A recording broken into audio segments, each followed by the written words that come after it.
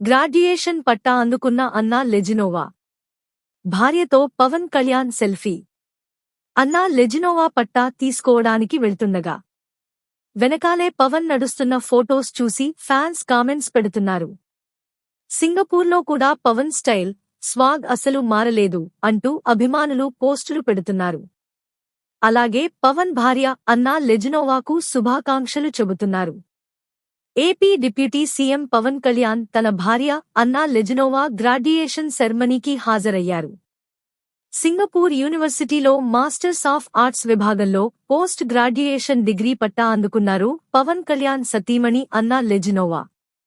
National university of సింగపూర్లో ఆమె ఆగ్నేయాసియా దేశాల కళలు, సామాజిక విజ్ఞానం, ఆర్ట్స్, సోషల్ సైన్సెస్ లో పోస్ట్ గ్రాడ్యుయేషన్ పూర్తి చేయగా పట్టా అందుకున్న ఫోటోస్, వీడియోస్ సోషల్ మీడియాలో వైరల్ అవుతున్నాయి.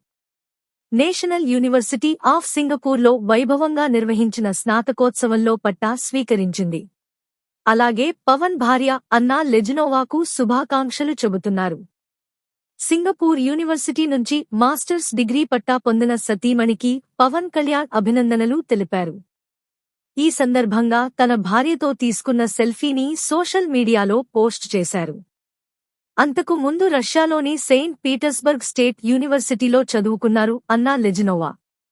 అలాగే బ్యాంకాక్లోని చులాలాంకాన్ యూనివర్సిటీ నుంచి థాయ్ స్టడీస్లో మొదటి మాస్టర్స్ డిగ్రీ సాధించారు. 2011లో వచ్చిన తీన్ మార్ సినిమాలో పవన్ కళ్యాణ్, అన్నా లెజినోవా కలిసి నటించారు.